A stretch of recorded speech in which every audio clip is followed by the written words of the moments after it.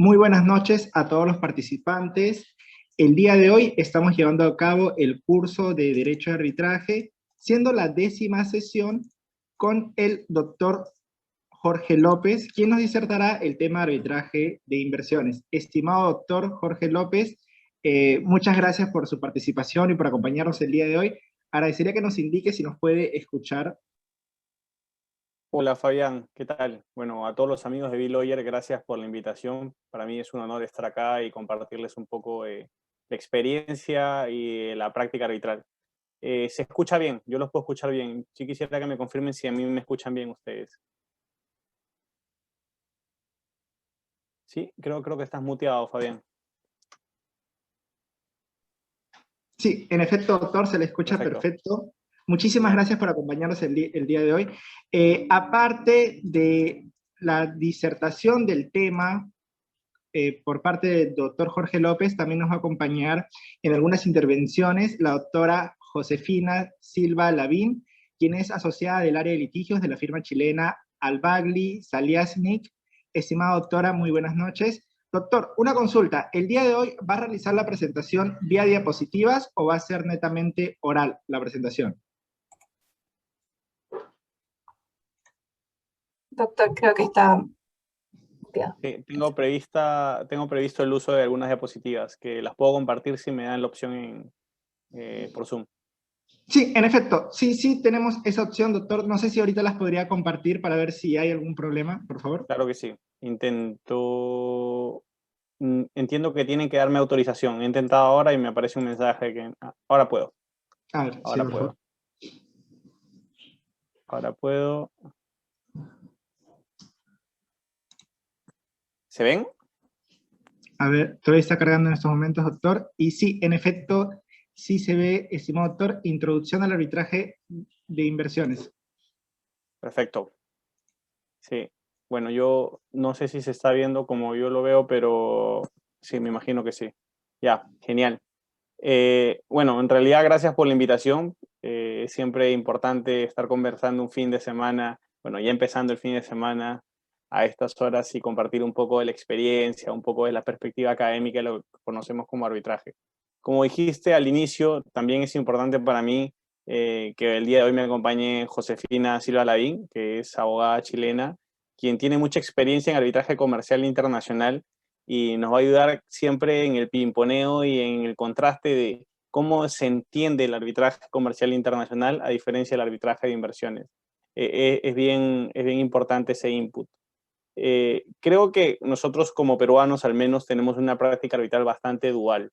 Ya, eso es bien, creo que es una ventaja exponencial frente a los otros.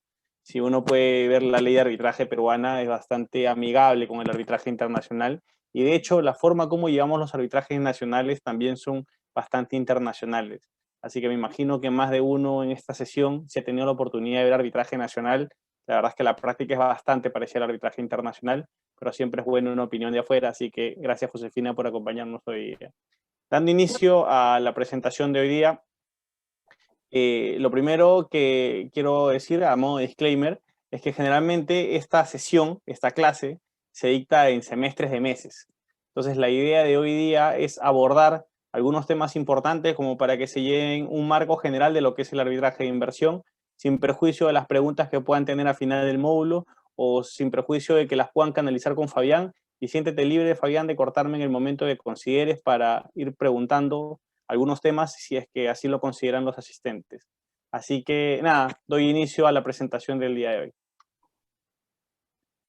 Bueno, una de las frases más trilladas que se ha escuchado, al menos en los últimos años, desde que pasó el boom del arbitraje y se hizo tan popular, al menos en la región, es que el arbitraje es voluntad de las partes. Entonces, la primera pregunta que debemos realizarnos es, ¿dónde está la voluntad de las partes en un arbitraje de inversión? ¿O a través de qué mecanismos podemos llegar a un arbitraje de inversión? El día de mañana, por ejemplo, si yo, Fabián, te pido unos 20 soles prestados y quiero demandarte para que me los devuelvas, ¿podría ir a un arbitraje de inversión? ¿Cuáles son los preceptos indispensables que nos pueden llevar a este tipo de controversias? Y por eso es que el primer slide de la presentación es ¿qué es el arbitraje de inversión? Y es el mecanismo de solución de controversias entre inversionistas de estados extranjeros con un estado receptor de inversiones. quiénes son los inversionistas, qué es inversión, cuáles son los requisitos procedimentales para poder llegar al arbitraje de inversión, va a ser una respuesta que tenga que ser abordada dependiendo del tratado de inversión que se esté analizando en ese momento, cuando surja la disputa. Pero particularmente, a modo simple, la explicación sería, si un estado A, imaginémonos Perú, es el estado que recibe la inversión de los extranjeros del país B, entiéndase Chile, por ejemplo, y tenemos un tratado bilateral de inversión entre Perú y Chile, como en efecto lo hay, el día en que un inversionista chileno llega a Perú y ponga el primer sol en Perú, ellos están cubiertos bajo el paraguas de este mecanismo internacional, que es el Tratado Bilateral de Inversiones. Eso le concede al inversionista una serie de beneficios, por así decirlo, a diferencia de otros inversionistas de países que no tienen un tratado bilateral de inversión con Perú o un tratado multilateral. Entiéndase, por ejemplo, los famosos TLC de Perú. ¿Por qué es importante tener este mecanismo de solución de controversias? Porque no es necesario que estés firmando contratos uno a uno, pactando arbitraje y diciendo yo quiero ir a arbitrar estas controversias en caso tú me incumplas. Con lo cual, cualquier inversionista que decida, por ejemplo, si es que así lo permite el Tratado Bilateral Perú y Chile, venir a Perú y poner un negocio, un chifa, por ejemplo, puede estar protegido en caso el Estado les incumpla de algunos requisitos sustanciales que los vamos a ver en la parte final de esta presentación. Entonces, por eso es que este slide yo he tratado de recalcar 3 puntos indispensables que creo que son cómo uno llega a este arreglo de diferencias entre inversionista y Estado. Primero tenemos que la resolución siempre debe tener, por una parte, a un inversionista extranjero y por otra parte, a un Estado receptor de la inversión. En segundo lugar, permite que el inversionista extranjero inicie acciones legales contra ese Estado. Es decir, el inversionista extranjero no ha ido a buscar al gobierno peruano, se ha acercado a las puertas del Palacio de Gobierno y le ha dicho, ¿sabes qué, presidente de la República suscribe un convenio arbitral conmigo? El inversionista, desde que decide entrar al Perú, ya tiene esta protección, ya puede iniciar este arbitraje, siempre que cumpla con los requisitos del tratado particular, que los voy a explicar más adelante. Y además, que debe haber consentimiento. ¿Dónde se materializa ese consentimiento? Y acá sí quisiera un poco la intervención de Josefina. Josefina, en los arbitrajes comerciales internacionales, por ejemplo, ¿dónde está el consentimiento? En los arbitrajes comerciales internacionales está en el convenio arbitral, el cual puede ser un convenio arbitral o una cláusula arbitral, pero al final siempre hay por escrito, las partes establecen su intención de ir a un arbitraje en el caso en que surja una controversia, principalmente. Perfecto, perfecto. Eso es lo que entendemos por arbitraje. Esa es la forma más sencilla de llegar al arbitraje. Pero en el arbitraje internacional de inversiones, el convenio está en el tratado. Y ahí vamos a ver más adelante ya cómo involucra si hay de ahí y todo. Porque ¿cómo se entiende esta concepción del consentimiento a nivel internacional, al menos desde el desarrollo del arbitraje internacional de inversiones? Es que el consentimiento es a través de 2 actos distintos. El primero es la oferta del Estado. Cuando un Estado firma un contrato o un tratado bilateral de inversiones entre país A y país B, hay una oferta del Estado diciendo, este es el mecanismo que ambos Estados hemos pactado. El día en que tu inversionista país A o tu inversionista país B venga a meter plata a los países de manera cruzada, ese día yo le estoy lanzando como Estado la oferta para que ellos cuando sientan que tienen una disputa muestren su aceptación. Entonces, con la aceptación a esa oferta pública para inversionistas, por así decirlo de manera coloquial, se está materializando el convenio arbitral. No es una materialización a través de un documento plano, un documento que veamos, un contrato, una llamada telefónica, no. Es una manifestación de voluntad de facto. La simple petición de arbitraje a través del tratado es la aceptación a la oferta que hizo el Estado cuando ratificó el tratado bilateral de inversión con el otro país.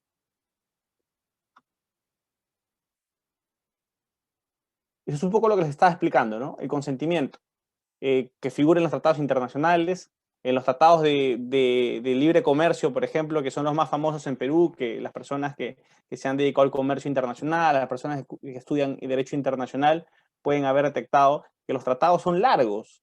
O sea, probablemente el 90% de los tratados sean condiciones tributarias, condiciones aduaneras, condiciones particulares comerciales que realmente motiven a un inversionista del país B a invertir en el país A o viceversa. Pero siempre, al menos en los tratados modernos, hay una sección específica que es solución de controversia, la cual a su vez tiene algunas 3 subsecciones, por así decirlo, que son las más populares, ¿no? La subsección que se refiere al litigio Estado-Estado, que no va a ser materia de la presentación de hoy día, la subsección que se refiere a coberturas y renuncias diplomáticas, y la subsección que se refiere a los reclamos de inversionista-Estado, que es precisamente en esto que es parte de la clase de hoy día y es parte del estudio del derecho de ITA, ¿no? Que es Investment Treaty Arbitration. Luego, tenemos que el consentimiento, sin perjuicio de que esa fórmula medio sui generis que les he explicado, de oferta con el tratado de inversión y aceptación el día que el inversionista inicia su arbitraje, también, al menos se da mucho en los casos CIADI, en el Perú hay una figura muy particular que son dentro de los contratos de concesión, pese a que son contratos firmados por el Estado, que no necesariamente hacen referencia a un tratado bilateral de inversión. En esos contratos, en las cláusulas de solución de controversias, se hace referencia a arbitrajes internacionales bajo la tutela del CIADI. Ya luego, más adelante, vamos a ver un poco de cláusulas paraguas, ¿no? Pero aparte del consentimiento, que es esta materialización de la aceptación y la oferta, esta conjunción, también tenemos que en el Perú pueden coexistir contratos de concesión que te faculten a irte a un arbitraje CIADI, ya dependerá si la invocación que hagas en ese arbitraje son derechos sustantivos emanados del tratado, o pueden ser cláusulas contractuales propiamente del contrato de concesión, con lo cual tu arbitraje no sería un arbitraje internacional de inversiones, sino sería un arbitraje comercial internacional, ¿no? Dependiendo de lo que invoques particularmente. Que lo vamos a ver más a detalle más adelante, pero sí es bueno irle dando algunas pinceladas a esta idea. ¿Qué es el CIADI? ¿Ya? Y es una pregunta bien curiosa, ¿ya? Porque la gran mayoría de personas cuando le preguntas qué es el CIADI, y me ha pasado mucho incluso con amigos, con personas que ya tienen mucha experiencia en el mercado, te dicen, bueno, el CIADI es una institución arbitral. Pero no. El CIADI es más que eso. El CIADI es el Centro de Resolución de Disputas Internacionales del Banco Mundial, sí, efectivamente, pero el CIADI nace por voluntad de las partes. No es que el día de hoy la Cámara de Comercio de Lima se le ocurrió ver arbitraje internacional de inversión y empezó a ver esas cosas, o la Cámara de Chile empezó a ver arbitraje de inversiones. No, el CIADI nace como voluntad de las partes. Nace a través del convenio CIADI, que es un mecanismo multilateral ratificado por muchos estados, que el día que decidieron, a partir de hoy, yo voy a resolver mis disputas internacionales de inversión ante tu entidad, Banco Mundial, yo renuncio a la soberanía que tengo particularmente para poder resolver mis disputas internas. No solamente para eso, porque si nos quedamos en ese concepto lato, podríamos asumir que me estoy refiriendo a las cortes locales, pero es incluso más profundo, porque a través del CIADI, lo que las partes hacen es esquivar la jurisdicción local como para poder incluso anular laudos o para poder ejecutarlos. Ya no es necesario acudir a eso, ¿no? Entonces el CIADI, a través del convenio CIADI, que es distinto a un reglamento arbitral, el convenio CIADI es un convenio largo en el que se pactan determinadas obligaciones de los Estados miembros para que esta institución exista. Es decir, no solamente se comprometen a llevar sus disputas acá, se comprometen a pagar costos administrativos, a tener derecho a designar árbitros para la lista de árbitros del CIADI, a tener involucramiento como órgano decisor, a los tribunales ad hoc que ven recusaciones y que ven anulaciones de laudo dentro del mismo CIADI. Ahora vamos a ir puntualmente a las particularidades. Pero el CIADI no solamente es una institución, el CIADI es voluntad de las partes. Se creó a raíz de este convenio CIADI multilateral que les estoy comentando. Entonces, ya habiendo dejado esto claro, vamos a tratar al CIADI como si fuera una institución. Es la principal institución de arreglos de diferencias. De hecho, hay otras famosas, como por ejemplo la Stockholm Chamber of Commerce, que también ve arbitraje de inversión, o la PCA, que también ve arbitrajes de inversión, o la misma ICC, que en los últimos años ha empezado a ver arbitraje de inversión. Pero la más popular y la que realmente reviste esta investidura que se conoce como doctrinariamente y profesionalmente como las ventajas de ir al CIADI, es esta institución, ¿no? Que ahora vamos a ir puntualmente a eso. Pero bueno, ha administrado la gran mayoría de casos y además muchos estados no solamente han ratificado el convenio CIADI, sino que los han incorporado a su legislación interna. Tienen capítulos específicos en sus normas de derecho internacional que dicen, oye, por si acaso el CIADI es una jurisdicción supra local, por así decirlo, ¿no? Supra, o sea, más allá de lo que tenemos internamente, que es más o menos como, le dan el mismo carácter que tienen las cortes internacionales para Perú, como por ejemplo la Corte Internacional de Justicia o la Corte Interamericana de Derechos Humanos. Le dan el mismo nivel a estas legislaciones particulares. Bueno, es tan popular CIADI porque 161 estados son contratantes y algunos otros son signatarios nada más del convenio CIADI. Es por eso que su uso es tan masivo, por así decirlo. Es muy difícil encontrar países que no estén, que no sean parte del convenio CIADI. Y aún así, cuando no son parte del convenio CIADI, como por ejemplo Brasil, encuentran la ventana mínima para tratar de llevar sus controversias al CIADI a través de las Additional Facilities que las voy a describir en un momento, ¿no? Pero bueno, básicamente esta es la idea general de CIADI, ¿no? Estos son los estados que son miembros en general, o sea, los últimos, ¿no? Acá tenemos que desde el 2007 hay algunos estados nuevos que se han ido uniendo. Es básicamente, no lo veamos tanto como estar a la moda, pero el día de hoy quien no le ofrece este mecanismo de protección de inversiones a sus inversionistas, realmente le está diciendo a la inversión, oye, no vengas a mi país, ¿no? Y es bien curioso porque miren, veamos esta lista y acá está Sudán del Sur.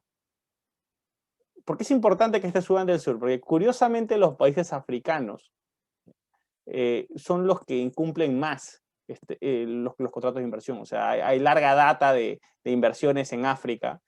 Claramente, pues tampoco es que han sido muy legales, por así decirlo, porque sí ha habido sobreexplotación, tanto de recursos como de personas, pero queriendo formalizar esto, lo que terminó pasando es que muchos países de África, para darle la protección a sus inversionistas, le dijeron, ok, a partir de ahora veamos estos temas con CIADI.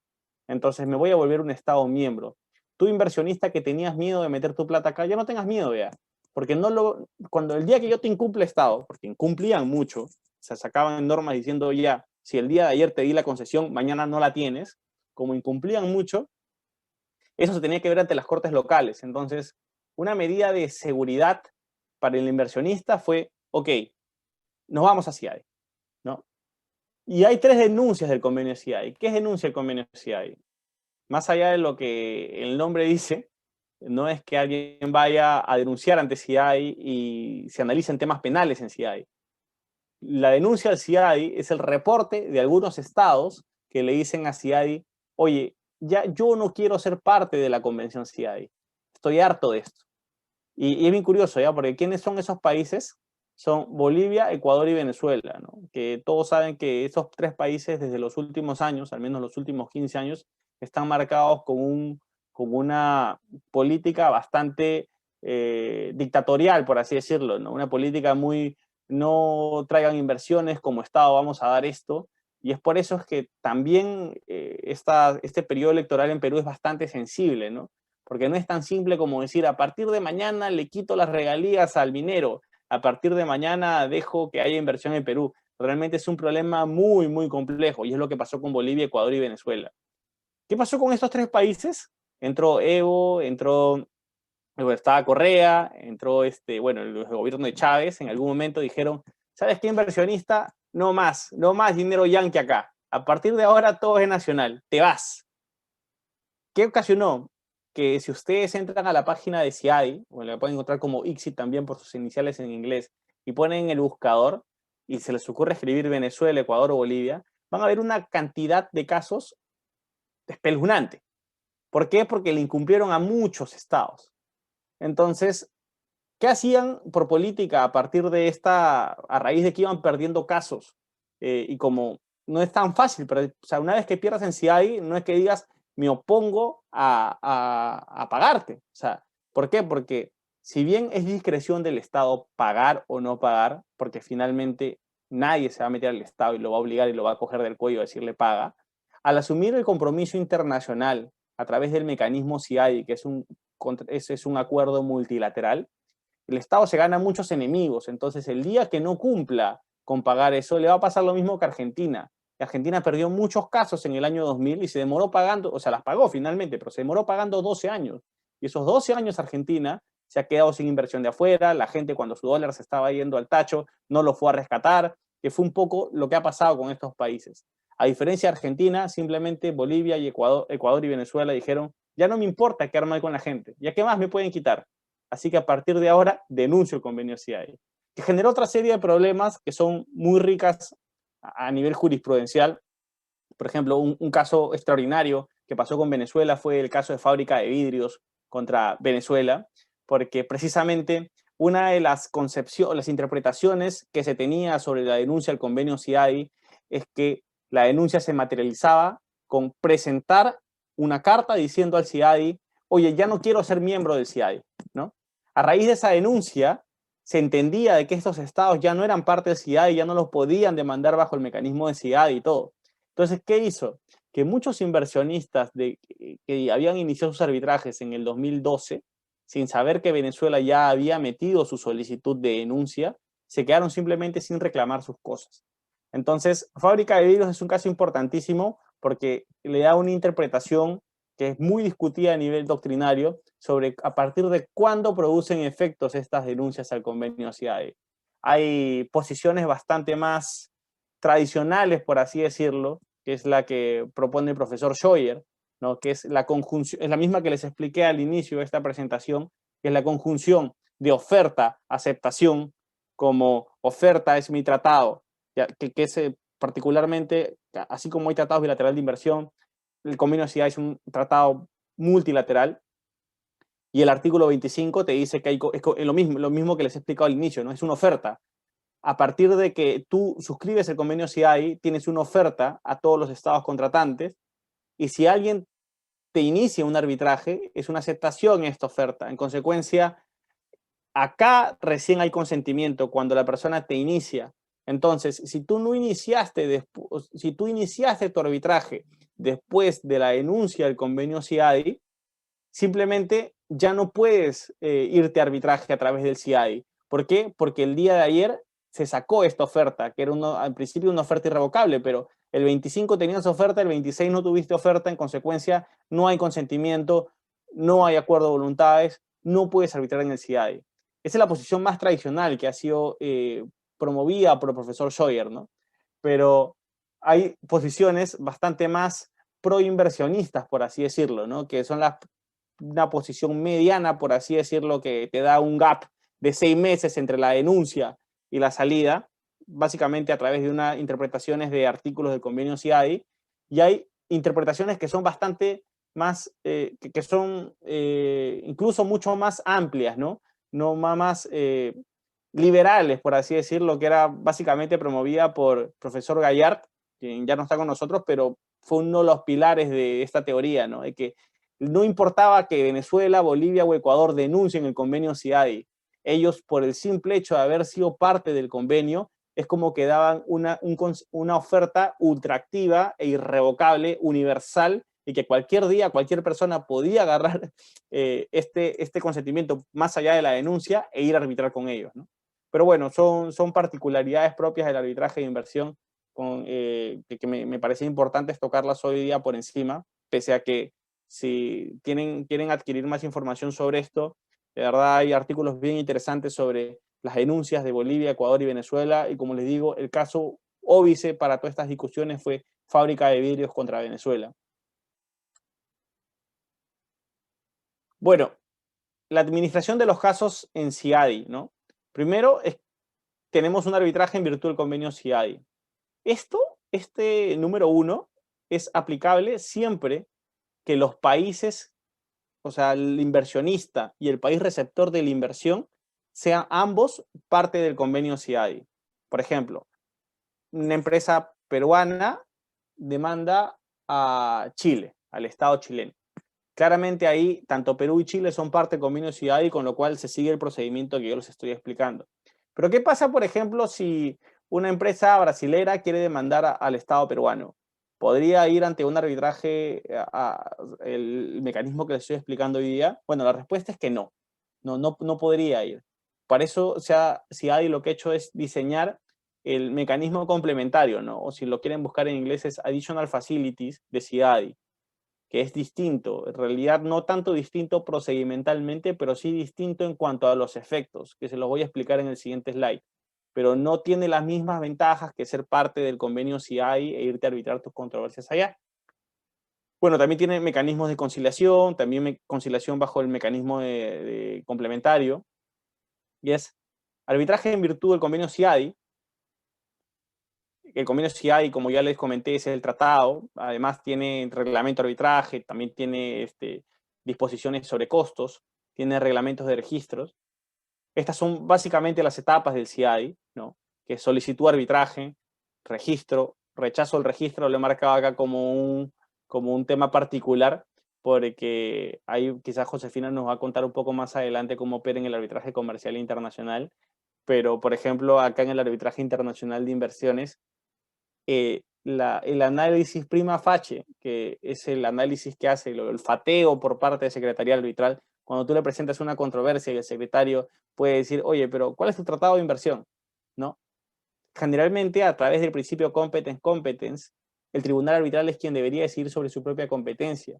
Sin embargo, hay situaciones que son tan burdas, por así decirlo, que el secretario tiene la posibilidad de olfatear una posible falta de jurisdicción, una posible inadmisibilidad del recurso y lo rechaza de plano. No te saltas la valla jurisdiccional de frente. Entonces, si ADI tiene eso, que es muy marcado, ¿no?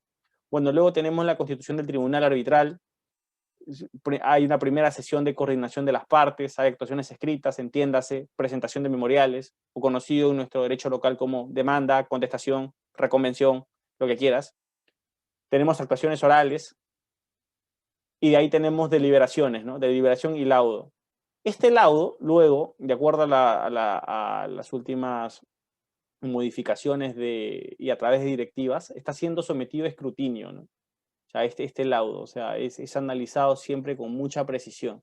Y luego de eso, hay recursos posteriores al laudo, que son es bien curioso, ¿ya? Porque ven anulación y quizás los que están muy familiarizados con el concepto de arbitraje que tenemos, al menos muy arraigado en Perú, dirán, oye, pero la anulación que tienes que ver acá, ¿no? ¿Cómo la puedes plantear? ¿Que es una segunda instancia? ¿Qué es? Es bien curioso porque a diferencia de lo que pasa en un arbitraje comercial internacional o lo que pasa en un arbitraje a través del Additional Facilities o mecanismo complementario del CIADI, las anulaciones se ven ante el mismo CIADI. O sea, no es que yo agarro mi laudo y voy a un país a anular mi laudo, que es muy común en el arbitraje comercial internacional, ¿no? O sea, es un poco de forum shopping, por así decirlo, ¿no? Es como que vas, ¿en qué país se puede anular esto? Ya hay, en base a teorías, ¿no? En principio deberías presentar la anulación ante el país de la sede, pero ya se han visto casos, sobre todo con precedentes franceses, en los que prácticamente es el país que mejor te favorece para poder o ejecutarlo o anularlo. Bueno, acá en CIADI te ahorras eso, ¿no? Porque ¿quién lo revisa? Una vez que tu tribunal arbitral emite un laudo y si tú no estás de acuerdo con ese laudo por causales taxativas y expresas, lo que haces es presentar un recurso de anulación, que te lo resuelven ante el mismo CIADI, pero no el mismo tribunal. Nombran un tribunal ad hoc que se encargue de revisar tu recurso y vea si realmente se han cumplido los grounds para que se pueda anular el laudo o no, ¿no? Eso te evita ir a las cortes locales. Pero bueno, estas son las etapas del arbitraje a nivel de CIADI. Y ahí quisiera un poco el feedback por parte de Josefina, porque además no lo comenté al inicio, pero José, aparte de ser asociado y practitioner el día de hoy en una firma chilena, tiene mucha experiencia trabajando en secretaría arbitral. Entonces, la ventaja exponencial que ella tiene, sobre todo cuando se tiene que topar ante un caso ya como practitioner, es que conoce bien las etapas procesales y cómo esto puede incidir en los costos de los clientes y todo. Así que me gustaría, José, saber si es que notas similitudes o diferencias propias en las etapas que acabo de escribir ahora con lo que normalmente se ve en el arbitraje comercial internacional. estás en mute. Ahí está, que no me puedo desmutear yo sola. Efectivamente, acá yo creo que en general, no sé si puedes ir a la slide anterior, la primera etapa, perfecto. Se parece bastante, o sea, por ejemplo, lo que voy a tomar un poco como ejemplo, que yo creo que es la Cámara de Comercio Internacional, la CCI, que efectivamente es, al igual que el CIADI, es principalmente el centro donde se lleva la gran mayoría de resolución de controversias de inversiones. Diría que uno de los entes más importantes en arbitraje comercial internacional es la Cámara de Comercio Internacional, que tiene su corte de arbitraje. Entonces, esta también tiene etapas bastante parecidas un poco a lo que podemos ver en el slide que estamos viendo ahora. La diferencia sí es que si bien la Corte, una vez que uno inicia la solicitud de arbitraje, existe una etapa también escrita en la cual se contesta esta solicitud de arbitraje y se puede incluso solicitar una demanda reconvencional, o se anuncia que se va a interponer una demanda reconvencional, la cual no es una demanda propiamente tal, pero sí tiene que tener fundamentos importantes y explicar un poco de qué se va a tratar tanto la solicitud de arbitraje que inicia todo el proceso, como de la posible solicitud de arbitraje de demanda reconvencional. Luego de eso, la Corte sí hace un registro, una evaluación prima facie, pero a diferencia de lo que podemos ver acá, que efectivamente es incluso determinante y se pueden rechazar, en la CCI en general, si bien existe puede haber objeciones por parte de la Corte, esto es muy raro, principalmente, como explicaba Jorge, por el competence.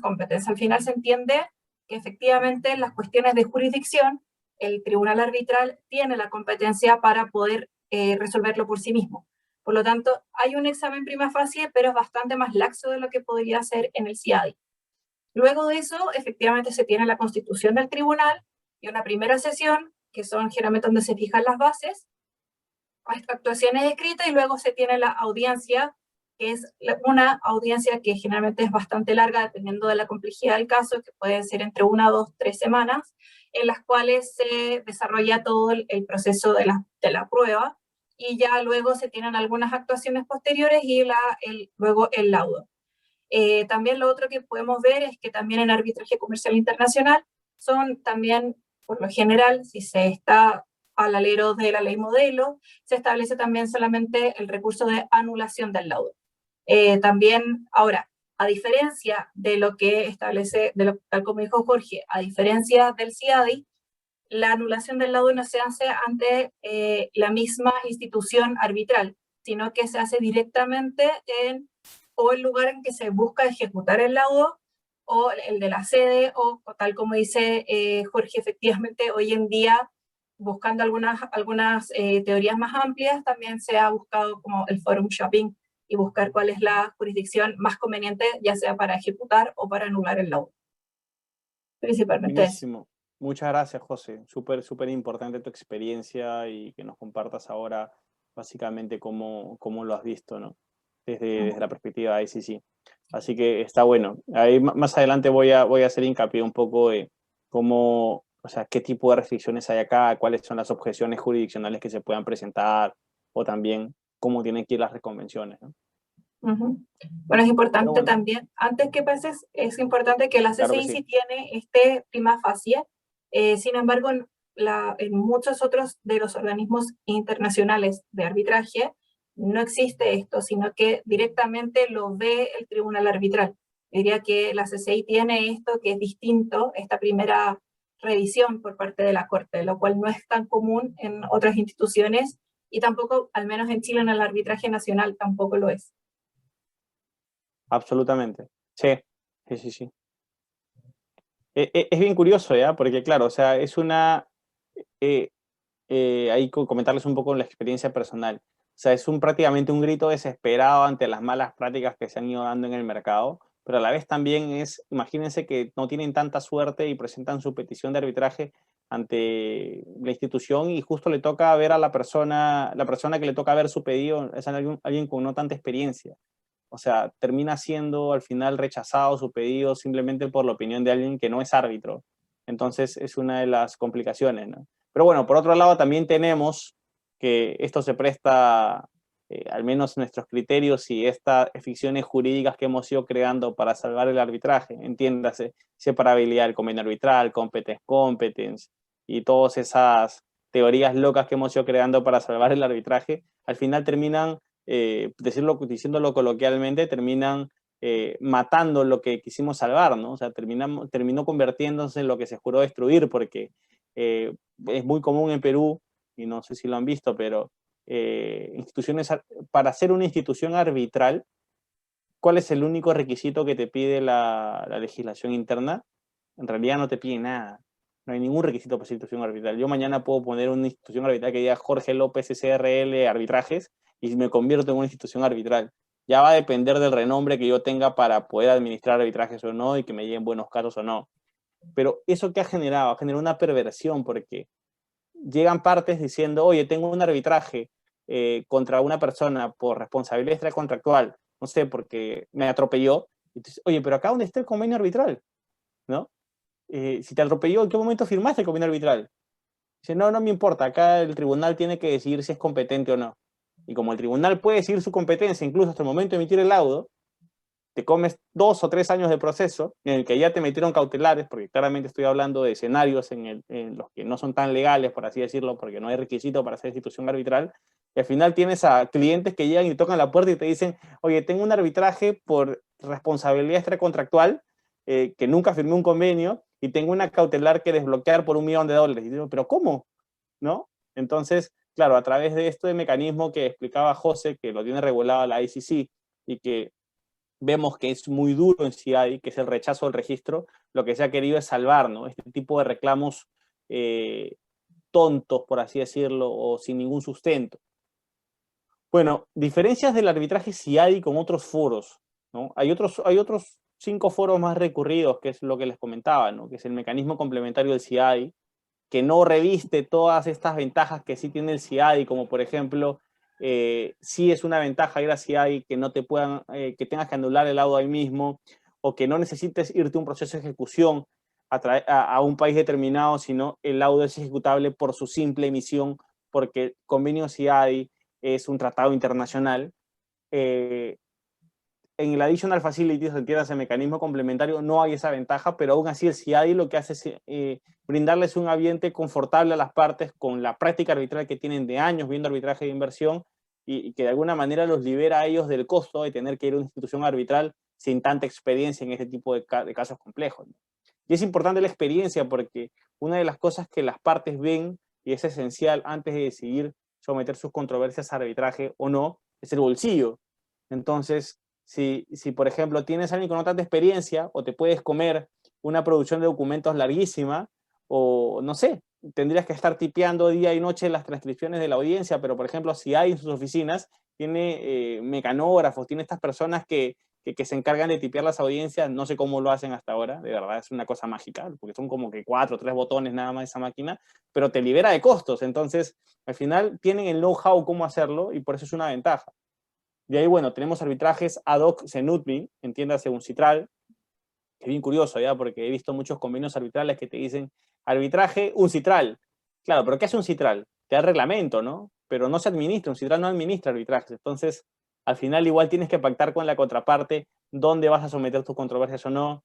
Y bueno, acá la ICC, que es un poco la experiencia que les contaba José, que también ICC ha decidido emprender en el mundo del arbitraje de inversión y está empezando a recibir casos, y la SCC, ¿no? Que es la Stockholm Chamber of Commerce, que es la de Estocolmo, que les estaba comentando hace un rato.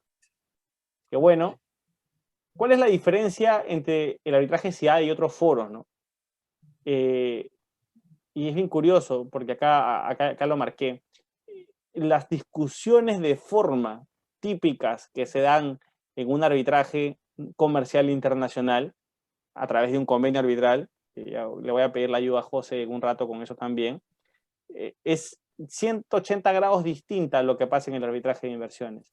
Por el arbitraje de inversiones, tus objeciones jurisdiccionales, entiéndase, tus excepciones, las planteas no propiamente por la inexistencia del tratado bilateral de inversión, porque la verdad es que hay que ser un loco para demandar a la TCI si no existe un tratado bilateral de inversión, sino es si es que la inversión realmente es considerada inversión en base a los criterios del tratado, ¿no? O sea, ¿qué pasa? Si yo meto 5 soles en un país, soy inversionista. Si yo compro una acción de Telefónica España, soy inversionista. ¿En qué momento se determina si es inversión o no? Bueno, los mecanismos bilaterales o multilaterales de inversión te dicen, bajo ese tratado, qué es una inversión y qué no. Entonces, por ejemplo, hay tratados que te dicen que las acciones compradas en una empresa de un país es inversión. Hay tratados que te dicen que las concesiones mineras es una inversión. Hay tratados que te dicen que las cuentas bancarias es una inversión. Va a depender de qué es lo que se considera inversión o no. Y el otro análisis es quién es un inversionista, si calificas como inversionista. Entonces, acá se siguen 2 criterios, ¿no? El criterio ratio de persona, ratio de materia, y ver si es que realmente tú podrías calificar como una persona que debe tutelar sus derechos frente al CI, ¿no? Bueno, esto es lo que le comentaba sobre ejecución de laudo, ¿no? Antes de pasar sobre ejecución de laudo, me gustaría que José más o menos les comente, o sea, yo les he comentado cuáles son las objeciones de jurisdicción que se levantan en CI, pero quizás José nos puede comentar cómo son las objeciones de jurisdicción en el arbitraje comercial internacional, qué tipo de excepciones se plantean, por ejemplo. Yo diría que una de las principales diferencias es precisamente que no es tan acotado como es esencial. Al contrario, o sea, las objeciones son bastante variadas. Principalmente van directamente en relación con también, al igual que lo que decía Jorge, reaccione persona, reaccione también materia. Las primeras, por ejemplo, son si es que yo como parte firmé o no firmé un contrato arbitral y si es que puedo o no ir a un arbitraje. También puede ser relación de materia, si es que efectivamente esto es arbitrable o no. Y también, bueno, está la existencia de la cláusula arbitral. Generalmente va muy de la mano con la existencia y la validez de la cláusula arbitral. Si es que se firmó o no se firmó, quién lo firmó, corresponde o no corresponde que esa persona que está pidiendo el arbitraje o contra quién yo estoy yendo, si es que si es que no habiendo firmado la cláusula arbitral, igual se le puede extender el arbitraje cuando esa persona, hay distintas teorías que permiten ampliar el arbitraje a personas no signatarias de la cláusula arbitral. Pasa lo mismo también todas aquellas cuestiones que dicen relación con contratos que se encuentran relacionados, pero que no necesariamente todos tienen la misma cláusula arbitral. Se puede entonces ver en un solo arbitraje la cuestión en general, el negocio completo, el cual puede estar constituido por distintos tipos de contratos, los cuales pueden tener la misma cláusula arbitral, pueden no tenerlos, o incluso tener un contrato marco que tenga una cláusula que se le denomina paraguas, que al final, bajo el cual pueden los otros contratos sin tener cláusula arbitral ser traídos al arbitraje. Entonces, generalmente, la gran diferencia es que acá el quid de la cuestión es efectivamente si es que existe la voluntad arbitral, si es que ésta se ha manifestado a través de una cláusula arbitral o no. Y luego, si es que una vez que si esta existe, entonces si es válida. Pero a diferencia, o sea, lo que es importante es que las objeciones de jurisdicción son muy variadas y va a depender del caso a caso y lo complejo de cada uno de los arbitrajes, a diferencia de lo que pasa con el CI, que claramente es bastante más simple, que es simplemente interpretación netamente del tratado propiamente tal. Genial, buenísimo, José, súper buena las acotaciones. Bueno, y este es un poco el recuento de cuáles son las diferencias del CI con otros foros, y una de ellas es la ventaja de la ejecución del laudo, ¿no? O sea, como ejecución del laudo, tú a través del CI lo que tienes es un documento que tiene la calidad de cosa juzgada que tiene en tu país, porque es parte de un tratado, entonces es plenamente ejecutable, no necesitas pasar por un proceso de reconocimiento y ejecución del laudo. Y lo que no es CI o es Additional Facilities o este mecanismo complementario, como lo dije en español hace un rato, sí tiene que pasar por Convención de Nueva York, porque no está investido bajo el convenio CI, no es parte de un tratado multilateral.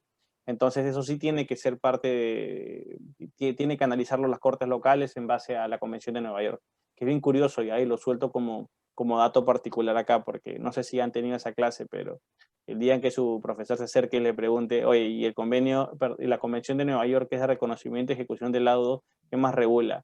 porque el nombre es bien confuso, ¿ya? El nombre parece que solamente te ve temas de ejecución, pero realmente no se enfocan en que el artículo 2 de la Convención de Nueva York regula lo más importante en el arbitraje, que es cuando consideras que un convenio arbitral es válido, ¿ya? Así que, como dato anecdótico, les pido que cuando tengan tiempo libre le den algunas vueltas al artículo 2 de la Convención de Nueva York. Sí. Bueno, diferencias entre bueno, seguimos acá. Reclamos reconvencionales. Es bastante más acotado, ¿ya? Y esto ha sido producto de muchos pronunciamientos del CIADI en casos de arbitraje internacional, pero por temas ambientales. ¿Ya? Hay una gran discusión de eso, si realmente se puede reconvenir o no. A diferencia de lo que pasa en los arbitrajes comerciales internacionales, y nuevamente me voy a apoyar en José en un momento, acá la reconvención únicamente se tiene que presentar con respecto al objeto del litigio. No puede ser una reconvención particular. Es decir, por ejemplo, si un inversionista le demanda al Estado, le dice, oye, yo metí mi dinero en este país y vine a invertir en un proyecto de inversión en el que metí 100 y tu Estado me estás discriminando, tienes que devolverme esa plata. El Estado lo que puede decir es, oye, yo no te puedo devolver la plata porque más bien tú que has venido y has hecho tonteras en mi país, tienes que devolverme tanto. Pero el Estado no podría decir, por ejemplo, oye, tú tuviste un proyecto del 98 en el que no me pagaste regalías, así que también págamelos por acá, ¿no? ¿Me entienden? Entonces tiene que estar íntegramente relacionado al objeto, que es distinto a lo que se ve en el arbitraje comercial internacional. Sin embargo, a raíz de las nuevas reglas en el caso de UNCITRAL, se ha tenido un criterio bastante más amplio, ¿no? Pero recordemos que UNCITRAL es a través de un arbitraje ad hoc internacional, sí puede ser de inversiones, porque muchos tratados de inversión te establecen que las reglas de UNCITRAL van a servir para resolver sus disputas, pero no está investido dentro de la protección que ya les dije, ¿no? Que te otorga CIADI, que puede ser la posibilidad de anular el laudo ante el mismo CIADI o la posibilidad de que tengas un laudo plenamente ejecutable desde que se emite y que tenga validez en todas las partes de los países suscriptores. Entonces, José, ahí te animas un poco a contarnos cómo son las reconvenciones, por ejemplo, los arbitrajes comerciales internacionales y qué diferencia notas puntualmente con este concepto que les acabo de dar sobre la versión restringida de CIADI. Principalmente respecto de sobre qué debe versar la reconvencional. Efectivamente, el arbitraje comercial internacional es bastante más amplio.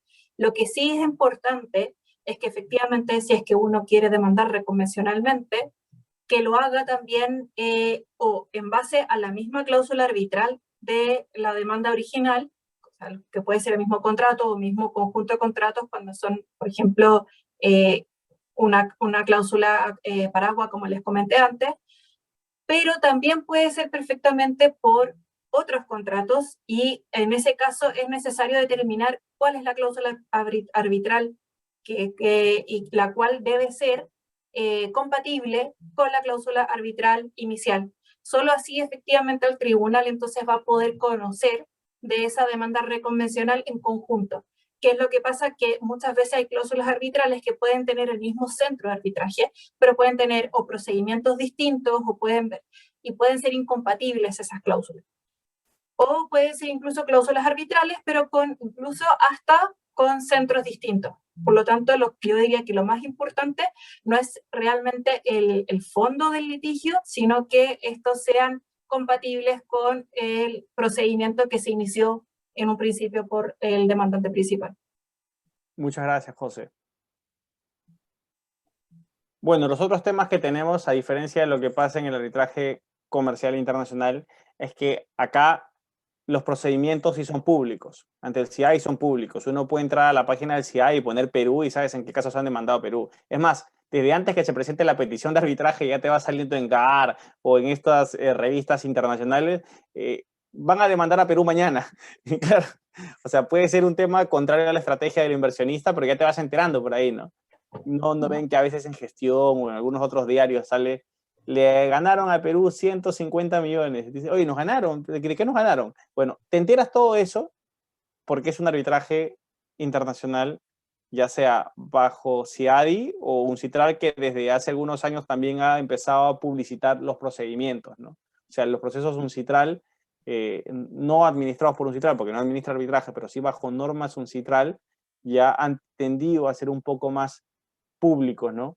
Por así decirlo, porque interviene un Estado. Eso no pasa con el arbitraje comercial internacional. Por ejemplo, imaginémonos que yo tengo un contrato de concesión con el Estado y uno de los mecanismos que me da mi contrato de concesión es, oye, inicia arbitraje contra el Estado, pero si quieres no te vayas por el tratado de inversiones, ¿ah? Si quieres puedes irte por el mismo contrato. Y yo como cliente tendré que analizar y hacer un juicio de valor. Ok, ¿me conviene ir y decir que me han discriminado por la cláusula de no discriminación al tratado de inversiones? ¿O me conviene decir que me han incumplido la cláusula 5 del contrato que me dice que no me tienen que cobrar ABC? Entonces, por un tema de precisión, quizás optas por irte por el contrato de concesión, con lo cual ya no es un arbitraje de inversiones, porque no estás invocando el tratado, estás invocando tu contrato directo. Y pasas por todo el mecanismo que José les acaba de escribir ahora, ¿no? Eso es confidencial. Eso va a ser confidencial porque es un arbitraje comercial internacional. Va a depender bien de lo que se quiere o lo que no se quiere y con qué tantos mecanismos disponibles hay, ¿no? Hay inversionistas que tienen toda una banda de posibilidades y poder elegir uno o lo otro, y hay otros que realmente no tienen ni uno ni lo otro, ¿no? Y están tratando de ver por acá, como el caso Levy, ¿no? Que le hermana y jalas por acá y al final tratas de mandar al Estado como quieras. Pero es básicamente un tema de estrategia, ¿no? Yo creo que ahí una de las grandes modificaciones que ha habido, es, por ejemplo, en el arbitraje comercial internacional, es que la regla general sigue siendo efectivamente la confidencialidad. Sin embargo, por ejemplo, la CCI ha tendido, y en las últimas modificaciones de su reglamento, si no me equivoco, del reglamento o ha sido a través de otros instrumentos, de ir publicando y ir abriendo y haciendo un poco más público el arbitraje comercial internacional, precisamente porque a veces genera un poco de suspicacia porque no se sabe nada. Tanto es así que en el último arbitraje comercial internacional, al momento de iniciarlo, por parte de la Corte del Centro de Arbitraje, se nos preguntó qué grado de confidencialidad queríamos, si es que efectivamente era simplemente que las discusiones dentro del juicio no se conocieran, pero sí el laudo, anonimizado a las partes, podía ser perfectamente que no se conociera nada del proceso, pero sí se conociera que había existido un proceso entre estas dos partes, o simplemente que no se conociera absolutamente nada. Solamente se publica la materia y el tribunal, la materia que era construcción o energía o lo que sea, o contractual, societario, y el tribunal compuesto. Y simplemente eso, pero porque ha tendido la CCI a ir abriendo un poco más, pero tanto es así que la gran mayoría de los arbitrajes ni siquiera se conoce que entre dos empresas pueda haber un arbitraje. Exacto. Es una de las características del arbitraje, ¿no? Que ha ido perdiendo fuerza en los últimos años, pero sigue siendo importante. Bueno, pasamos a la parte sustancial, la parte de fondo. Y es la parte que, si bien puede ser más rica, por así decirlo, porque es en base a qué le cobras al Estado, en base a qué le reclamas al Estado, qué es lo que estás pidiendo, es lo más confuso que puede haber, sobre todo en el arbitraje internacional de inversiones. Vamos a ver conceptos montados, vamos a ver que uno se trata indistintamente, vamos a ver casos en los que al trato justo y equitativo se le llama trato nacional, viceversa. Es un arroz con mango. Pero realmente creo que para efectos de la clase de hoy día vamos a tratar de darle una pincelada a cada uno, sin prejuicio que quieran profundizar. Esto generalmente se ve en 2 meses de clase, pero vamos a tratarlo por encima para que tengan conceptos generales y traté de sacar algunas, tanto en doctrina como en jurisprudencia, algunas citas para que puedan entender mejor el concepto. Así que vamos, adoptado el reto, vamos. Tenemos estas que son las principales. Estas son, así como uno tiene un contrato, obligaciones contractuales, estas son las obligaciones de los tratados, ¿no? Los temas de mérito. Y estas son las más populares, que es trato nacional, trato de nación más favorecida, nivel mínimo de trato. Estos tres los he separado conceptualmente porque algunos los tratan de manera separada, pero hay otros que te dicen que son lo mismo, entonces igual los tenemos por ahí. Trato justo y equitativo, protección y seguridad plena y principio de no discriminación. No consideré expropiación particularmente, porque el derecho a la expropiación no es un derecho per se, o sea, no es que tengo derecho a expropiarte. La expropiación es una potestad que tiene el Estado. Lo que tú tienes derecho como inversionista es que te paguen un justo precio, ¿no? Que va a depender, pero no es propiamente un estándar de protección, por así decirlo, ¿no? Se considera entre los tratados, pero va por una línea separada, ¿no? Para efectos de hoy día no la he mencionado porque de verdad si hablamos de expropiación, si para el otro nos íbamos a demorar 2 meses, posiblemente nos demoramos 1 año. Entonces, vamos con trato nacional. ¿Qué es el trato nacional?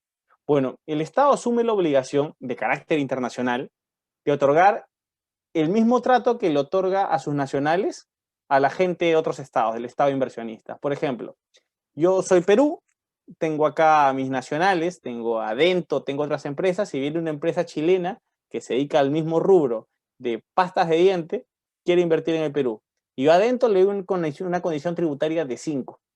Si yo en mi tratado internacional de inversiones, bilateral de inversiones que tengo con Chile, le he dicho, o sea, tengo una cláusula similar a esta, en el que le diga, oye, por si acaso te voy a dar el mismo trato que a mis nacionales, el día que venga la empresa chilena, yo no le puedo ofrecer menos de 5 en temas tributarios, o más de 5, perdón. O sea, no le puedo decir, ya tú me pagas 7, porque a mi nacional le estoy pidiendo que me pague 5. Que es básicamente eso, ¿no? Este es un ejemplo de una cláusula de trato nacional, que es el trato a ser otorgado a una parte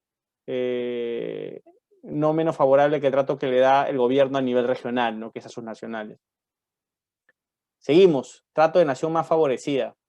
Esto, a diferencia de lo primero que les comenté, no se mira a ojos del nacional, sino frente a los ojos del trato que yo le doy a otros nacionales de estados terceros.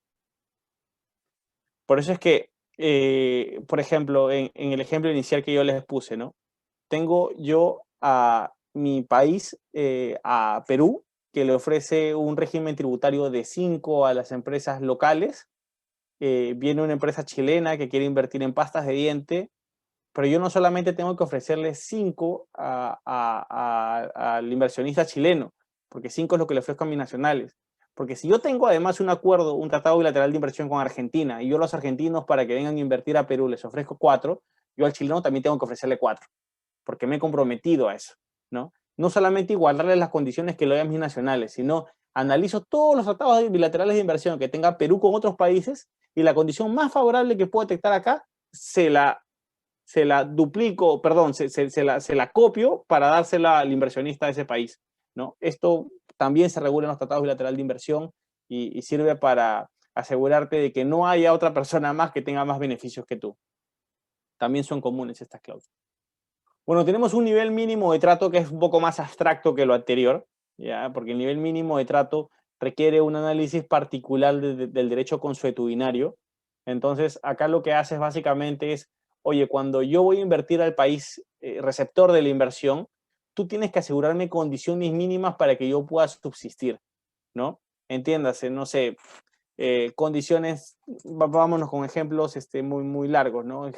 Condiciones de salubridad, condiciones de no contaminación, condiciones mínimas que me puedan a mí permitir realizar mi inversión en este país sin pasar mayores contratiempos o que afecten derechos superiores que pueda tener yo, que quizás no están reconocidos en tu legislación particularmente, pero sí son parte de los estándares internacionales de derecho consuetudinario que dicen, por ejemplo, no sé, o sea, imagínense que en un país no está penada la contaminación ambiental, pero sí es parte del derecho consuetudinario. Eso, o sea, eso es un derecho superior, por así decirlo, ¿no?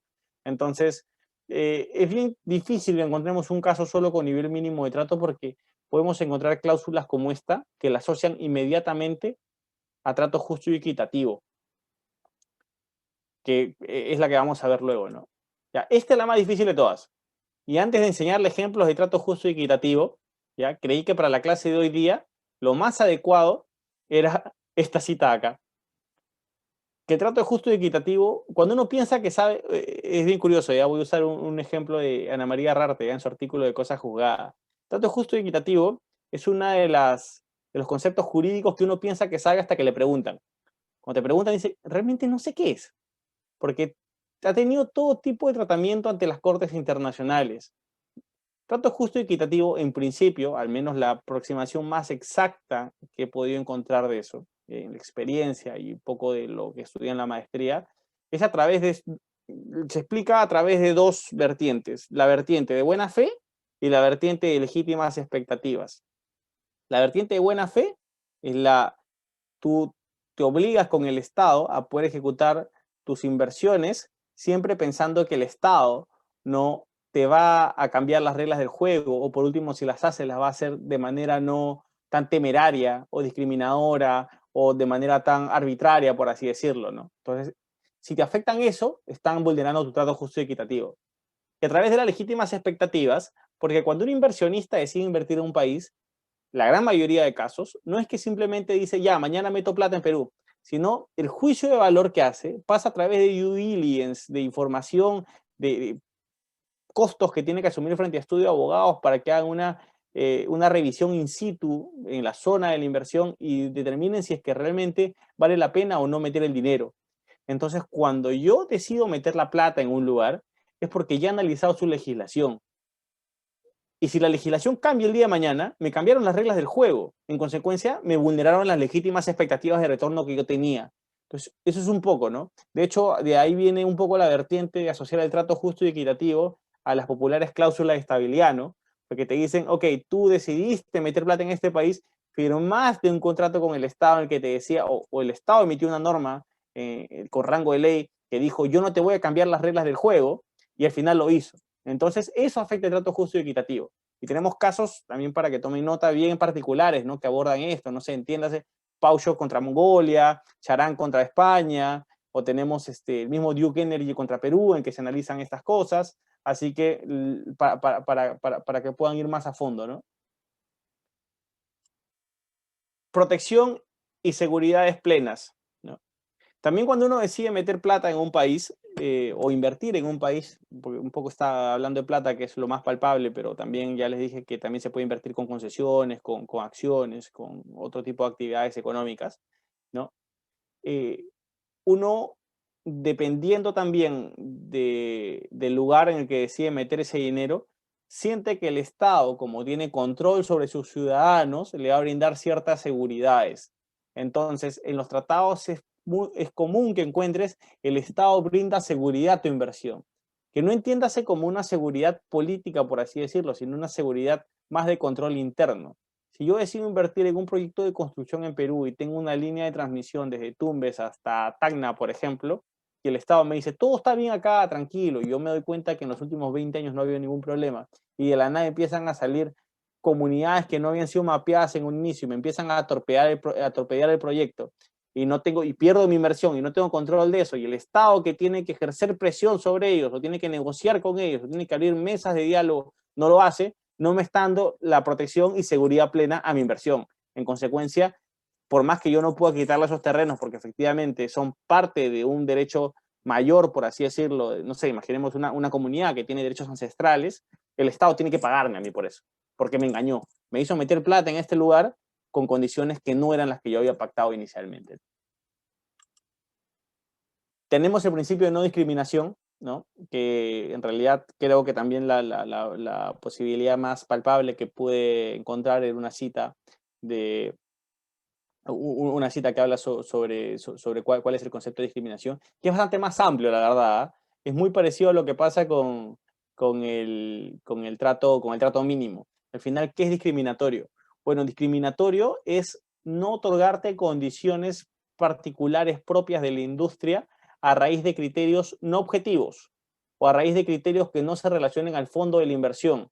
Por ejemplo, tú vienes y me dices, oye, tengo un proyecto extraordinario no sé, fábrica de quesos en Perú, y me doy cuenta que la industria de lácteos en Perú no está muy desarrollada, y digo, ya, perfecto, perfecto, conversemos, Estado, te abro las puertas para que vengas a invertir acá. Y el día de mañana sale una campaña mediática diciendo no a los quesos, ni mucho menos que provengan de inversión chilena, hay que ir contra los chilenos, hay que atacarlos. Te das cuenta que al final, por más que hay un interés propio del Estado, no le estás aceptando la inversión. ¿Por qué? Por el simple hecho de su nacionalidad. En consecuencia, tú estás actuando discriminatoriamente, ¿no? Estás cerrando uno de los puntos de inversión del gobierno, que es una necesidad, es una proyección económica razonable a raíz de criterios subjetivos, por así decirlo, ¿no? Y finalmente tenemos las populares cláusulas paraguas. ¿Qué son las cláusulas paraguas? Hay algunos tratados que dan la posibilidad de poder hacer eso, que es equiparar vulneraciones contractuales como si fueran afectaciones a tratados de inversión. Por ejemplo, si tenemos esta disposición como hay en el tratado entre Pakistán y Alemania, que te habilita la posibilidad de que tus contratos no sé, por ejemplo, un contrato de obra, no me entregas la obra a tiempo. Y yo digo, bueno, este incumplimiento de no haberme entregado, perdón, no me diste las facilidades de acceso y pude avanzar la obra a tiempo. Y yo en mi contrato digo, oye, realmente esta es una obligación esencial, sin esto no pudo haber pasado nada. Y tengo esta cláusula paraguas, yo no solamente me limito en ir a un tribunal arbitral y decirle, oye, no me dio las zonas a tiempo, yo perdí mi inversión por eso, sino que además podrías decir, este accionar del Estado, no sé, vulnera el trato justo y equitativo, por ejemplo. Porque cuando yo vine acá tenía la legítima expectativa de que ellos me den el terreno a tiempo. Y lo que normalmente pasaría en un arbitraje internacional de inversiones, si es que no hubiera cláusula paraguas, es que el tribunal le diga, oye, tú estás loco, es un incumplimiento contractual que tienes que ver acá. No tienes nada que, o sea, tú esto analízalo en tu proceso particular, es una responsabilidad particular de tu relación comercial interna, pero no hay una afectación a la inversión. Es un tema, ya tú encárgate de consultar con el ingeniero de tu trabajo, con el seguimiento de la obra, tú has analizado los riesgos y todo. Si tú tienes una cláusula paraguas, tú lo asocias a una protección sustancial del tratado de inversión, con lo cual tienes un reconocimiento más amplio de tu derecho, ¿no? Bueno, amigos, espero no haberme pasado el tiempo. Le agradezco nuevamente a Josefina por haber sido parte de este panel. Creo que era importante hacer este ping-pong entre ideas de inversiones con ideas de arbitraje comercial internacional, un poco para que vayan entendiendo la diferencia. Y estoy abierto a cualquier pregunta que puedan tener por el lapso que Fabián considera apropiado. No sé si me pasé mucho del tiempo. Fabián, corto la presentación ahora. Voy a dejar de compartir pantalla. Muchísimas gracias, estimado doctor, por acompañarnos en la presente sesión sobre arbitraje de inversiones. En efecto, hay algunas preguntas que nos han dejado los participantes. La primera de ellas es referida al CIADI. Nos comentan, ¿cuáles son las mejoras que que recomendaría implementar en el CIADI a raíz de la pandemia? Bueno, el CIADI ya ha sacado algunas circulares, ¿no? Para audiencias virtuales. Las mejoras en realidad tendrían que ser bastante asociadas a lo que está pasando en la comunidad arbitral hoy en día. Básicamente temas de ciberseguridad, ¿no? Para que en el caso de que sea un tema puntual, más allá de que las audiencias CIADI sean públicas, hay cosas que no necesariamente se publican, porque si bien es público el laudo, no necesariamente el interrogatorio de testigos o la actuación de algunos medios probatorios esenciales o confidenciales son públicas. Siempre es el resultado, pero no necesariamente todo el proceso. Entonces, yo apuntaría un poco a ciberseguridad, apuntaría también a protocolos para buena conexión de Internet, por ejemplo, que ya hay ideas innovadoras. Por ejemplo, el CIAM de España ha sacado unas directrices para tener una mejor conexión de Internet, de la verificación particular de cada una de las partes previamente. Lo otro que se está haciendo en CIADI, además es una gran ventaja, porque he tenido la oportunidad de estar físicamente en las oficinas de CIADI, es que las oficinas son tan amplias que de verdad permiten tener audiencias presenciales con partes que tomen su distanciamiento social. Es más, es bien curioso porque donde están los mecanógrafos hay como un vidrio muy parecido a interrogatorio de película, de policía bueno y policía malo, y quien va tomando nota atrás de todo eso. Entonces creo que sí se podrían seguir los protocolos de seguridad para poder llevar a cabo las audiencias. Y básicamente serían esto, ¿no? Cambios logísticos. José, no sé si tienes que complementar algo ahí.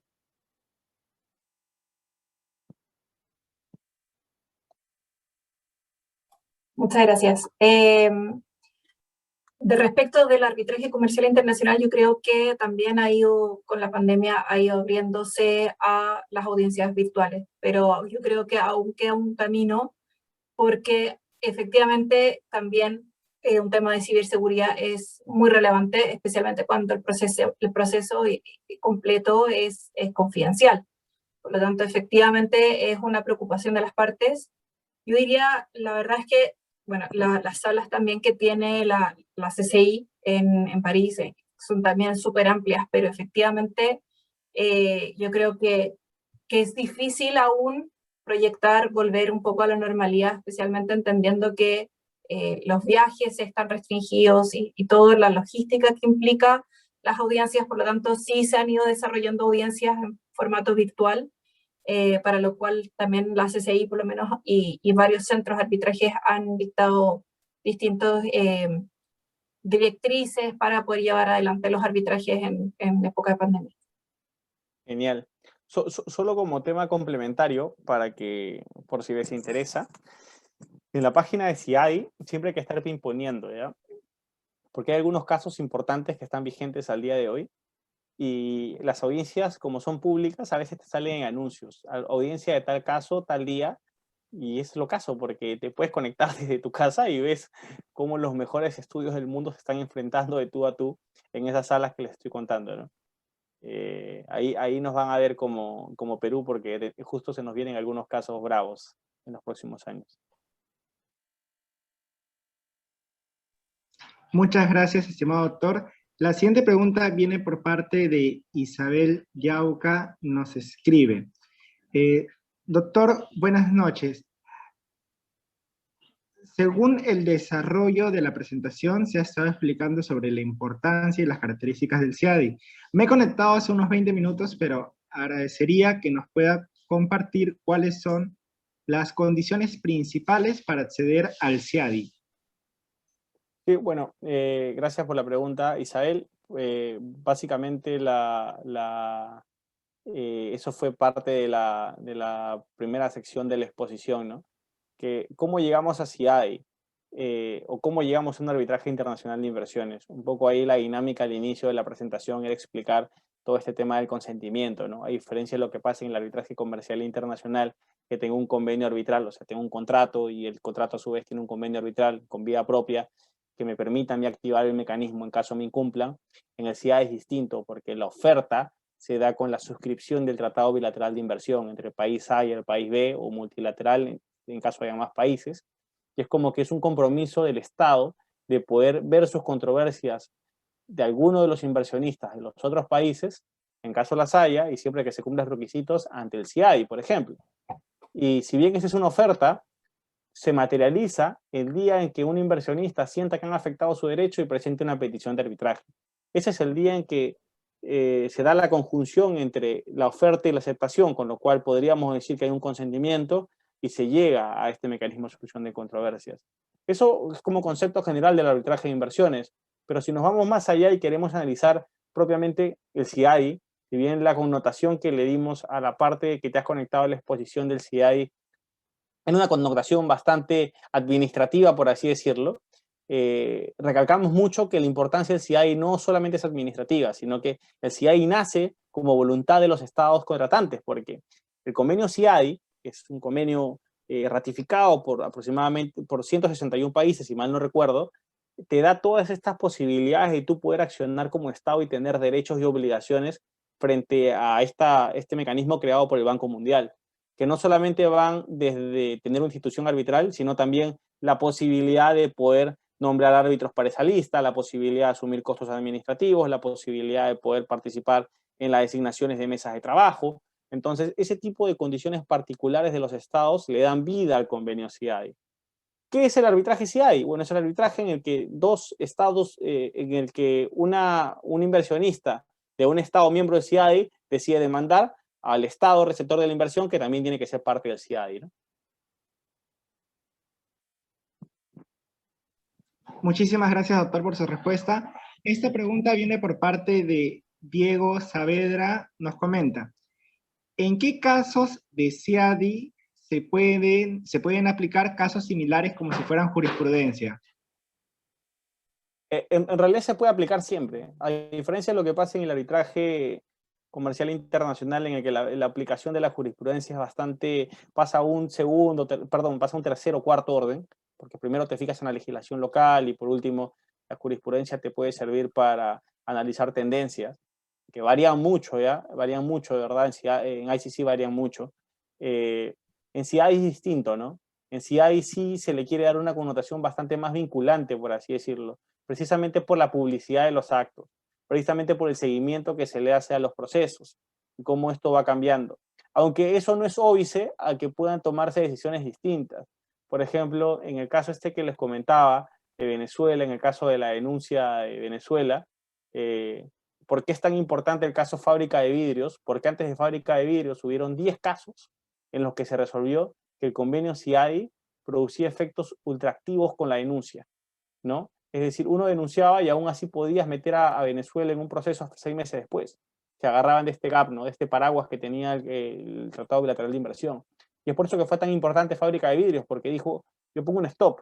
A partir de ahora, no. A partir de ahora se entiende que desde que yo pongo la denuncia ya no puedo ser más demandado ante el CIADI, ¿no? Entonces, va a depender un poco del tacto y el criterio que tengan los tribunales, pero a mi entender, son un poco más prolongadas las tendencias, ¿no?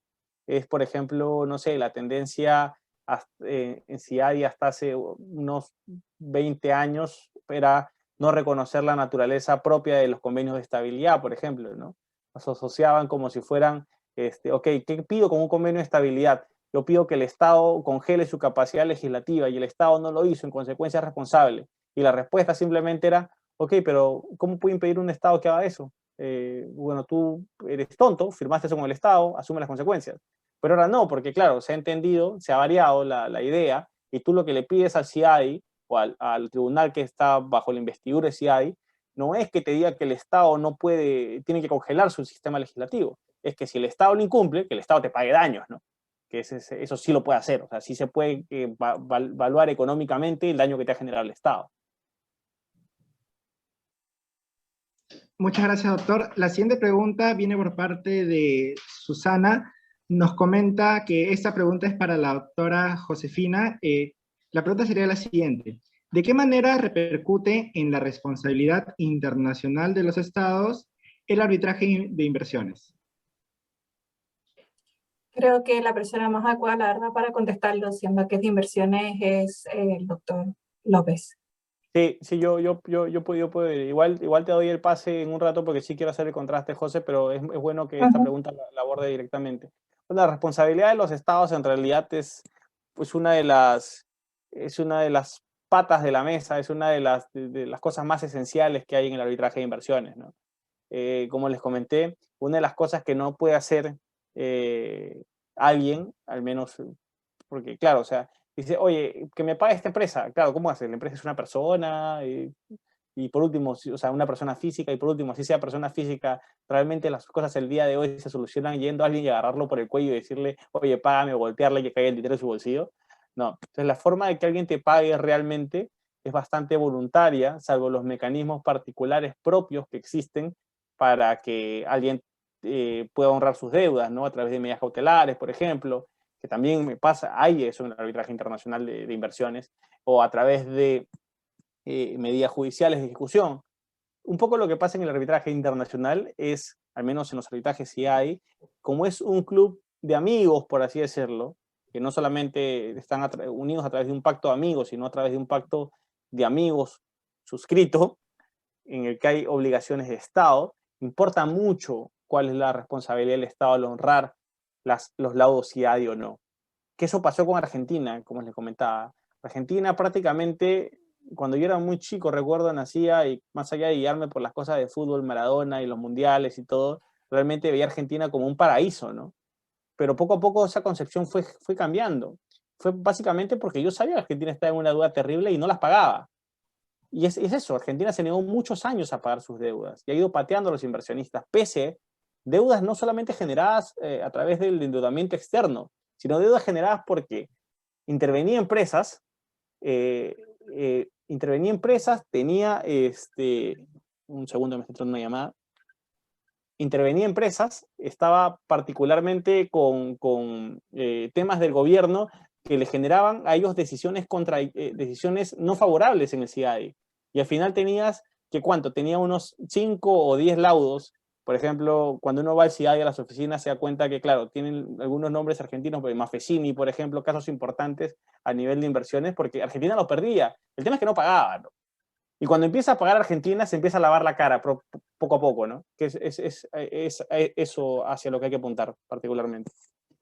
De hecho, diría que eso es uno de los grandes temas que uno, por ejemplo, si es que quiere ir con un cliente, uno de los grandes pro que tiene el arbitraje de inversiones es que como es público, efectivamente los estados tienden a, para evitar manchar su nombre, tienden a ser mejores pagadores que, por ejemplo, en la ejecución de un laudo que es confidencial, como por ejemplo es en el arbitraje internacional. Entonces, por ejemplo, una de las grandes pros que tiene Chile es que al final, si es que se quiere ir en un arbitraje de inversiones en contra de Chile, Chile por lo menos sí tiene una historia de ser bastante, cumple con los laudos CIADI. Por lo tanto, una de las cosas que uno como practitioners, uno habla con los clientes es efectivamente acá una de las grandes seguridades que tienes pocos recursos a un laudo favorable y además el Estado por lo menos tiende a pagar. Eso al menos es la experiencia de lo que se ha visto en Chile respecto de los laudos CIADI. Absolutamente, José, y qué buena la intervención, porque eso me lleva solamente para terminar de ponerle la cereza a la torta, siendo esta una clase que la idea es un poco también conocer qué pasa en nuestro medio. Si hablamos de reputación internacional, podría decirle que si no es el primero, Perú es el segundo país con mejor reputación en arbitraje de inversiones en el mundo. No solamente por la larga data de casos ganados, sino también porque los casos que ha perdido, que han sido pocos, porque hasta los que ha perdido realmente, si uno hace el balance entre lo que se demandó y se ganó, se da cuenta que realmente Perú ganó, es que los paga al día uno.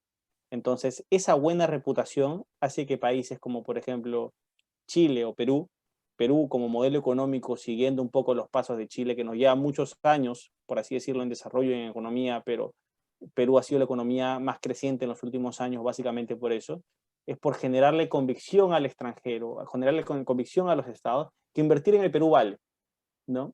Y es por eso que son bien, a veces esos discursos bastante subversivos, sin poco contenido jurídico, son los que terminan preocupando, ¿no?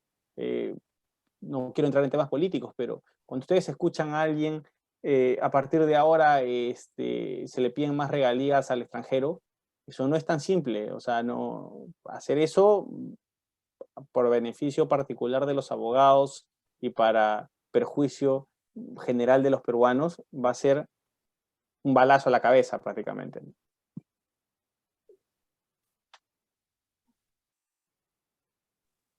Gracias, doctores. La siguiente pregunta, de nuevo nos reitera Diego Saavedra, nos comenta, ¿qué pasaría en el caso de que una corte de un país nacional no reconoce el laudo final de CIADI? ¿En el arbitraje comercial internacional sucede lo mismo con los laudos? No hay esa contingencia en arbitraje de inversiones. No necesita reconocerlo. Es el documento CIADI, llegas, tienes tu laudo, tienes el derecho. Vas a Perú, puedes ir a cualquier lugar, este es mi derecho. O sea, no necesitas un reconocimiento. Ya existe porque existe. Diferente es en el arbitraje internacional, comercial internacional, que va a depender bastante del tacto que puedan tener las cortes locales con este tipo de casos o no. No debería ser un problema. De hecho, los procesos de exequatur que están reconocidos y que, de hecho, el exequatur, cuando no se refiere a sentencias judiciales, sino arbitrales, se ampara bajo el umbrella de la Convención de Nueva York, en principio, de acuerdo a la legislación, son entre 6 meses a un año, pero no debería haber motivos para que te rechacen eso, más allá de temas políticos, ¿no? Me imagino que esa es un poco la respuesta que podría darle José también, pero no sé, si te vas a ejecutar un laudo de Venezuela, posiblemente no te la acepten, ¿no? O se demoren 5 años en aceptarte el laudo, pero al menos siendo Perú o Chile, no creo que sea un problema, la verdad. Exacto. Una última pregunta, estimados doctores, y Carlos requiere la opinión de ambos expositores, sería, ¿cuál es el futuro del arbitraje de inversiones? Mira, el futuro inmediato, por así decirlo, es que CIADI se siga consolidando como, perdón, el futuro a mediano plazo es que CIADI se siga consolidando como la institución que es, o sea, con la más prominente en arbitraje del mundo, que lo va a seguir siendo. El futuro a corto plazo es que van a seguir aumentando los casos CIADI, porque a raíz de la pandemia, los casos en los que se ha tenido que los gobiernos han tenido que tomar decisiones, han sido muchos. Muchas de estas decisiones no necesariamente han sido sesudas, han sido decisiones básicamente rápidas, locas, no tanto, o sea, no los estoy echando la culpa, hay que actuar finalmente, ¿no? Pero eso ha generado, no solamente ha generado despidos, no solamente ha generado suspensiones de trabajo, sino también ha generado suspensiones de obra, ha generado que algunas empresas quiebren, ha generado medidas gubernamentales que impedían accesos de transportes, por ejemplo. Todas esas empresas que sientan que, si bien la pandemia per se no les genera un perjuicio, sino las medidas gubernamentales mal tomadas les ha generado daños, van a iniciar arbitrajes. De hecho, lo están haciendo. Y no solamente en Perú, lo están haciendo en varios lugares.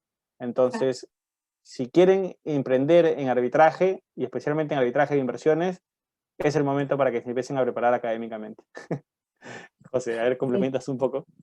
Y yo diría también que, por lo menos en arbitraje comercial internacional, también la tendencia va en ese mismo sentido. Precisamente, todos los coletazos que va a tener la pandemia del COVID-19 y todo lo que ha conllevado las medidas gubernamentales, puede que va a aumentar mucho efectivamente el arbitraje de inversiones, pero también va a aumentar mucho el arbitraje comercial internacional, cuando hay contratos en los cuales, por ejemplo, los cargamentos de los barcos no han podido llegar o por el cierre de frontera efectivamente se ha incumplido con ciertos envíos por avión o lo que sea, ya sea por fuerza mayor o ya sea por incumplimientos contractuales netamente. O sea, va a haber un aumento en el arbitraje comercial internacional, sí, y en arbitrajes nacionales también. Principalmente por la imposibilidad de cumplir los contratos dadas las circunstancias o por la desmejoría comercial en general, que siempre genera un aumento de la judicialización en general. Muchísimas gracias, estimado doctor Jorge López. Muchísimas gracias, estimada doctora Josefina Silva, por desarrollar la presente sesión referida al arbitraje de inversiones y por responder de forma tan amable las preguntas expuestas por el público. Eso sería todo. Agradecemos la presencia de ambos. Esperamos de forma grata que nos puedan acompañar en un futuro en eventos especializados, en congresos, seminarios. Sería todo un encanto contar con su presencia. Muchísimas gracias a ambos, estimados doctores. No, encantado con ustedes, especialmente a Biloyer. Gracias, Josefina, por aceptarme la subinvitación, por así decirlo, y de verdad estar el día de hoy, porque creo que era importante comentarles un poco el contraste entre los dos tipos de arbitrajes monstruos internacionales que tenemos, ¿no? Sí. Y siempre es bueno esto, compartir académicamente. Y te doy la palabra, José, para que cierres la sesión de hoy día. Me da una responsabilidad muy grande, pero principalmente muchas gracias a todos los que están presentes, porque terminar la semana con clase y que hayan estado tan activos, la verdad es que es un agrado. Y nada, nuevamente agradecer al doctor López por la invitación. Fue un honor estar aquí, y a Biloyers también por este curso. Muchísimas gracias, estimados doctores. Eso sería todo por hoy. Estaremos encantados de volverlos a ver. Y a todos los participantes les deseamos una buena noche y les estaremos informando respecto a la finalización del curso, respecto a una evaluación que se les va a enviar a su correo electrónico la siguiente semana. Esto es todo por hoy. Muy buenas noches. Muy buenas noches, estimado doctor. Muy buenas noches, estimada doctora. Muy buenas noches. Gracias.